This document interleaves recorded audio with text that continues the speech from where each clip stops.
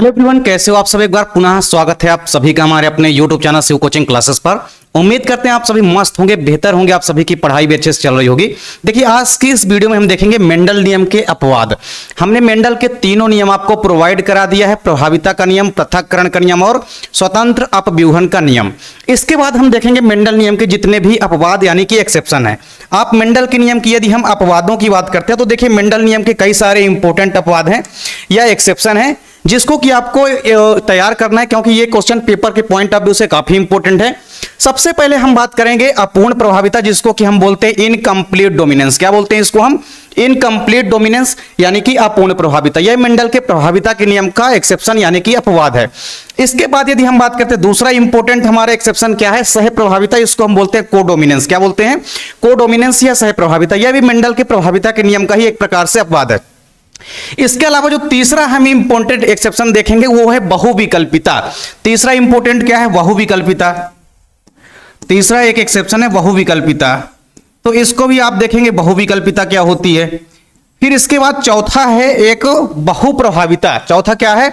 बहुविकल्पिता के बाद है बहुप्रभाविता, तो आप देखेंगे बहुप्रभाविता क्या होती है, ये भी एक्सेप्शन है एक बहुप्रभाविता।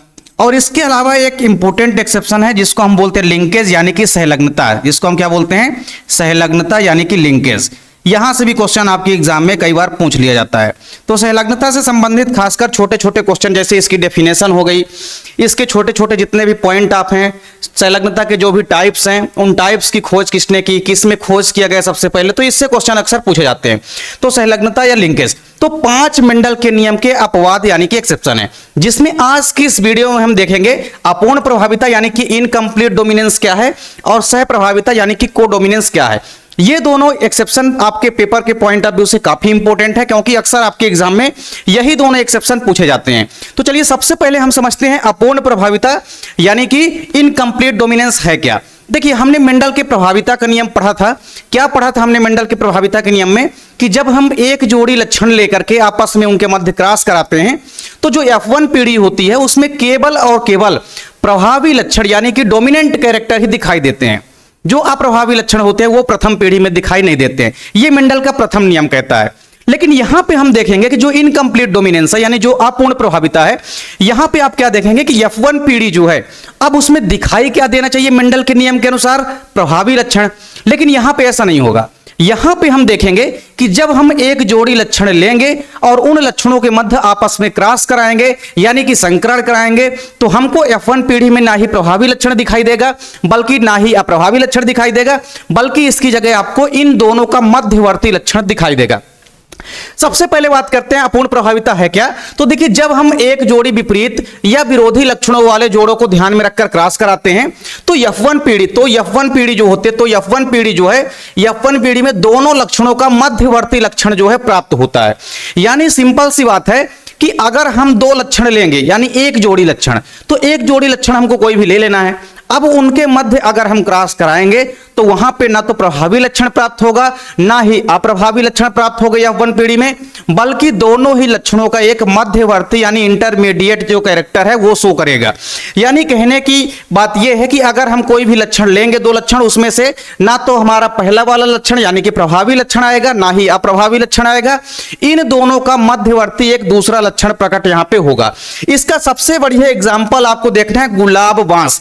गुलाब बांस आप लोग अक्सर आप ग्रामीण क्षेत्रों में देखे होंगे। गुलाब बांस अगर आप नहीं देखते हैं तो आप देख सकते हैं। ये है गुलाब बांस। ये क्या है? ये है गुलाब बांस।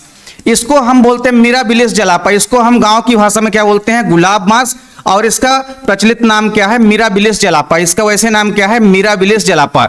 तो ये डायग्राम आप देख सकते हैं, पिंक कलर के आपको इसमें फ्लावर दिखाई देते हैं। तो ये है मिराबिलिस जलापा। आप इसको आइडेंटिफाई कर सकते हैं। आपके ग्रामीण क्षेत्रों में भी यह पाया जाता है। और मिराबिलिस जलापा से संबंधित आपको एक चीज और याद रखना है। मिराबिलिस जलापा में हमने एक चीज और आपको बताई थी। क्या बताई थी? आप लोग याद करिए। हमने चैप्टर 1 में बताया था कि जो मिराबिलिस जलापा होते हैं, इसके जो पराग कण होते हैं वो सबसे बड़े पराग कण होते हैं। यानी आप देखेंगे जो सबसे बड़े पराग कण होते हैं, पोलन ग्रेन होते हैं, वो किसके होते हैं? वो होते हैं मिराबिलिस जलापा के। तो जो मिराबिलिस जलापा का ये प्लांट है, या जो फूल है इसमें आपको क्या देखने को मिलेगा, अपूर्ण प्रभाविता यानी कि इनकम्प्लीट डोमिनेंस देखने को मिलेगा। तो ये डायग्राम आप देख लीजिए, ये है अपूर्ण प्रभाविता का एग्जाम्पल और ये है मिराबिलिस जलापा का प्लांट। इसके आप फ्लावर भी देख सकते हैं, ये पिंक कलर के फ्लावर इसमें लगे होते हैं और ये मेंडल के नियम का एक्सेप्शन है यानी कि अपवाद है। तो जब भी हम बात करते हैं अपूर्ण प्रभाविता की तो हमको क्या देखना है कि हमको एक जोड़ी लक्षण लेना है और उस एक जोड़ी लक्षण को लेकर के आपस में क्रॉस करा देना है और क्रॉस कराने के पश्चात हम ये देखेंगे कि जो हमारी F1 पीढ़ी प्राप्त हो रही है उसमें ना तो हमारा प्रभावी लक्षण प्राप्त हो रहा है ना ही अप्रभावी लक्षण, बल्कि इन दोनों का एक मध्यवर्ती लक्षण प्रकट हो रहा है F1 पीढ़ी में। इसीलिए इसको हम बोलते हैं अपूर्ण प्रभाविता। क्यों? क्योंकि यह पूर्ण रूप से प्रभाविता शो नहीं कर रहा है, इसीलिए इसको हम बोलते हैं अपूर्ण प्रभाविता। तो सबसे बढ़िया एग्जाम्पल क्या है, मिराबिलिस जलापा। मिराबिलिस जलापा में आपको याद रखना है कि अपूर्ण प्रभाविता देखने को मिलती है। तो जब भी हम बात करेंगे मिराबिलिस जलापा की तो आपको याद रखना है अपूर्ण प्रभाविता का सबसे बड़ी एग्जांपल है। पेपर में अक्सर यहां से ऑब्जेक्टिव क्वेश्चन आता है कि अपूर्ण प्रभाविता का एग्जांपल है या मिराबिलिस जलापा किसका उदाहरण है, तो आपको याद रखना है। चलिए अब हम बात करते हैं इसके उदाहरण की। तो मान लीजिए मेंडल ने क्या किया, इसका उदाहरण आप देखेंगे तो आपको कैसे लिखना है, तो इसके एक्सेप्शन में आप देखेंगे इसका जो एग्जाम्पल है, एग्जाम्पल में आप क्या देखेंगे, मेंडल ने क्या किया, लाल पौधों का या लाल पुष्प वाले जो पौधे थे, मतलब लाल पुष्प का क्रॉस कराया, किसका, रेड फ्लावर जो थे, लाल पुष्प का क्रॉस करा दिया किसके साथ, सफेद पुष्प के साथ। किसके साथ, सफेद पुष्प के साथ। ये हो गया सफेद पुष्प और लाल पुष्प। तो मेंडल ने क्या किया, सफेद पुष्प और लाल पुष्प के मध्य क्रॉस कराया। तो लाल पुष्पों के लिए उन्होंने जो एलील लिया, दो क्या लिया, इन्होंने लिया कैपिटल आर कैपिटल आर। वहीं व्हाइट के लिए हम क्या ले लेंगे, इसका उल्टा लक्षण है तो इसको हम स्मॉल लेटर से ले लेंगे। अब इन दोनों के मध्य जब मेंडल ने क्रॉस कराया, मतलब जब उन्होंने लाल पुष्प और सफेद पुष्प के मध्य क्या कराया, क्रॉस कराया यानी कि संकरण कराया, तब उन्होंने देखा कि जो F1 पीढ़ी होती है इसमें से एक कैपिटल आर आएगा और एक इसमें से स्मॉल आर। तो ये जो आपस में मिलेंगे यानी F1 पीढ़ी जब बनेगी कैपिटल आर स्मॉल आर, तो ये हमारी प्राप्त हो गई क्या, F1 पीढ़ी। तो इस F1 पीढ़ी में ये जो हमारी F1 पीढ़ी प्राप्त हुई है, यहां पे आप लिख भी लेंगे ये क्या है, हमारी प्राथमिक संतत पीढ़ी है यानी कि F1 पीढ़ी है। तो इस F1 पीढ़ी में हमको गुलाबी रंग के ये जो फ्लावर प्राप्त हो रहे हैं या पुष्प प्राप्त हो रही है, कैसे हैं, ये हैं पिंक यानी कि गुलाबी रंग के हैं। कैसे हैं, ये पिंक यानी कि गुलाबी रंग के पुष्प जो है प्राप्त होते हैं। तो अब आपने क्या देखा कि यहां पे ना तो लाल रंग के पुष्प प्राप्त हो रहे हैं और ना ही सफेद रंग के पुष्प प्राप्त हो रहे हैं, यानी यहां पे ना तो प्रभावी लक्षण आ रहा है ना ही अप्रभावी लक्षण आ रहा है, बल्कि इन दोनों का एक मध्यवर्ती लक्षण यहां पे प्रकट होता है, यानी यहां पे एक गुलाबी रंग वाला फ्लावर जो है प्रकट होता है। तो अगर मान लीजिए किसी भी प्रकार से मिराबिलिस जलापा के लाल पुष्प में और सफेद पुष्प में संकरण कराया जाता है तो इनमें गुलाबी रंग के फ्लावर जो है प्रकट होते हैं। आपने देखा भी फ्लावर में कि मिराबिलिस जलापा में कैसे गुलाबी रंग के फ्लावर जो हैं ये लगे हुए होते हैं। तो सबसे पहली चीज आपने देखा कि अपूर्ण प्रभाविता क्या होती है, तो अपूर्ण प्रभाविता मेंडल के प्रभाविता के नियम का अपवाद है। अब ये अपवाद किस प्रकार से है, तो हमने क्या बताया कि मेंडल का जो प्रथम नियम है वो ये कहता है कि अगर हम एक जोड़ी लक्षण लेते हैं और उनके मध्य क्रॉस कराते हैं तो F1 पीढ़ी में केवल और केवल प्रभावी लक्षण दिखाई देते हैं, लेकिन यहां पे ऐसा नहीं हो रहा है। यहां पे मेंडल के नियम का अपोजिट हो रहा है। मेंडल ने तो कहा कि F1 पीढ़ी में प्रभावी लक्षण दिखाई देंगे, लेकिन यहां पे हमने देखा कि ना तो प्रभावी लक्षण दिखाई दे रहे हैं और ना ही यहां पे अप्रभावी लक्षण दिखाई दे रहे हैं, बल्कि यहां पे इन दोनों लक्षण का एक मध्यवर्ती लक्षण दिखाई देता है और ये पिंक कलर के फ्लावर जो है शो कर रहे हैं। मतलब यहां पे ना तो प्रभावी रंग आया ना तो अप्रभावी रंग आया, बल्कि इन दोनों का एक मध्यवर्ती लक्षण यानी इंटरमीडिएट कैरेक्टर आ गया। गुलाबी रंग के पुष्प हमको यहां पे प्राप्त हो गए।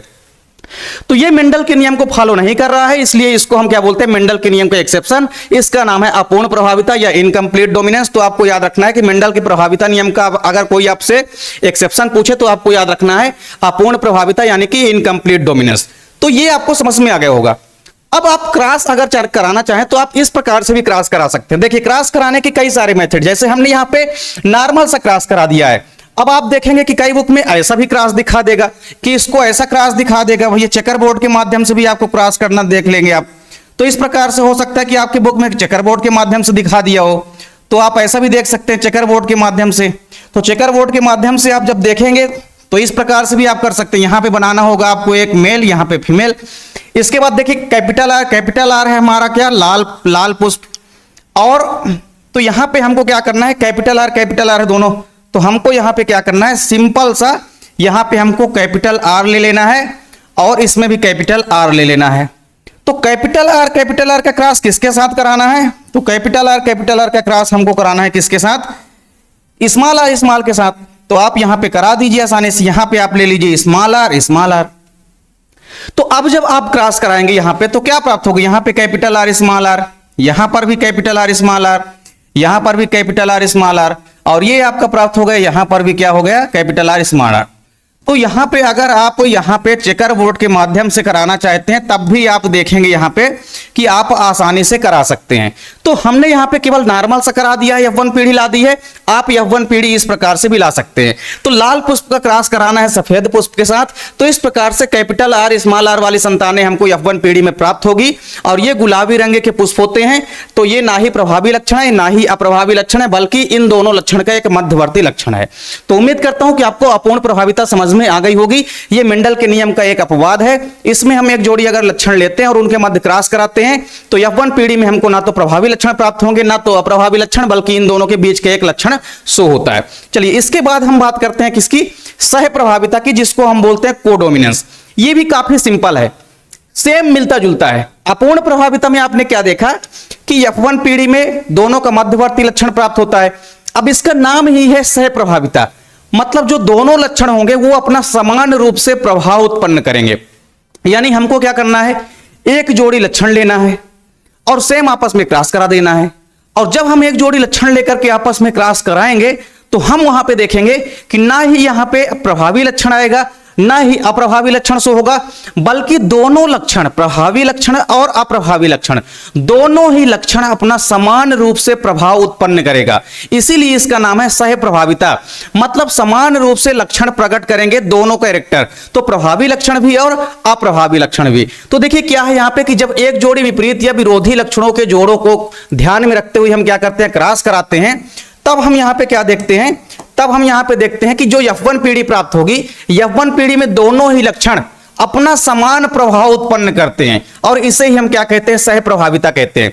सह प्रभाविता का अगर आप एग्जाम्पल देखेंगे तो इसका सबसे बढ़िया एग्जाम्पल आपको देखने को मिलेगा मवेशियों के अंदर, जैसे गाय बैल हो गई, इनके अंदर आपको सबसे बढ़िया एग्जाम्पल देखने को मिलेगा सह प्रभाविता का। आप नॉर्मली अपने गांव में देखे होंगे या अपने ग्रामीण क्षेत्रों में देखे होंगे, जो गाय वगैरह होती है, गाय में आपको कभी कभी चितकबरा रंग दिखाई देगा, मतलब गाय में आपको दो कलर का मिक्सचर दिखाई देगा। जैसे गाय का कुछ भाग कहीं कहीं पे मान लीजिए पूरा भाग सफेद है, लेकिन उसके बीच बीच में कुछ भाग काला है या कुछ भाग बीच बीच में लाल है, तो ऐसा भी आपको दिखाई देता है। जैसा कि आप इस डायग्राम में देख सकते हैं, ये डायग्राम आप देख सकते हैं। तो ये क्या है, ये मवेशी है, मतलब ये मान लीजिए क्या है, गाय है। तो गाय में आप यहां पे क्या देख पा रहे हैं कि इसका जो रंग आपको दिखाई दे रहा है वो क्या है, चितकबरा है। चितकबरे रंग का मतलब है कि देखिए बाकी जगह में इसके क्या है, रेड वाला पार्ट है, यहाँ पे पूरा रेड वाला पार्ट है, लेकिन यहाँ पे पैर में आप देखिए यहाँ पे ये पूरा बीच बीच में आप देख सकते हैं पूरा पूरा व्हाइट वाला पार्ट है। यानी गाय में हमको यहाँ पे क्या दिखाई दे रहा है, हमको ये दिखाई दे रहा है यहाँ पे कि दो रंगों का मिक्सचर इसके अंदर उपस्थित है। इसका मतलब यह है कि मान लीजिए किसी गाय, मान लीजिए कोई लाल गाय रही होगी और सफेद बैल, इनके मध्य जब आपस में संकरण हुआ तो उनसे जो संतानें प्राप्त हुई है वो चितकबरे रंग की है, मतलब दोनों ने यहां पे अपना समान रूप से प्रभाव उत्पन्न किया है। तो सिंपल सी बात है कि जब दोनों कैरेक्टर, प्रभावी लक्षण और अप्रभावी लक्षण, दोनों अपना समान रूप से प्रभाव उत्पन्न करते हैं तो उसे हम बोलते हैं सह प्रभाविता। तो आप देखेंगे इसका सबसे बड़ी एग्जांपल क्या है, जो मवेशियों में उनकी त्वचा का रंग होता है यानी कलर होता है, ये सह प्रभाविता का सबसे बड़ी एग्जांपल है। इसका एग्जांपल अगर आप देखेंगे तो यहां पे इसका एग्जांपल हम आसानी से समझ सकते हैं। जैसे क्या करना है, एक कोई मान लीजिए लाल मवेशी है, क्या है, एक लाल मवेशी है। अब इस लाल मवेशी का क्रॉस हम किसके साथ करा देते हैं, किसी सफेद मवेशी के साथ करा देते हैं। किसके साथ करा देते हैं, तो हम किसी सफेद मवेशी के साथ इस लाल मवेशी का क्रॉस करा देते हैं। तो होगा क्या कि लाल मवेशी के लिए जो हम यहां पे जीन लेंगे उनके दोनों कारक या एलील क्या होंगे, कैपिटल आर होंगे। वहीं सफेद रंग के लिए जो हम दोनों एलील लेंगे, स्मॉल आर।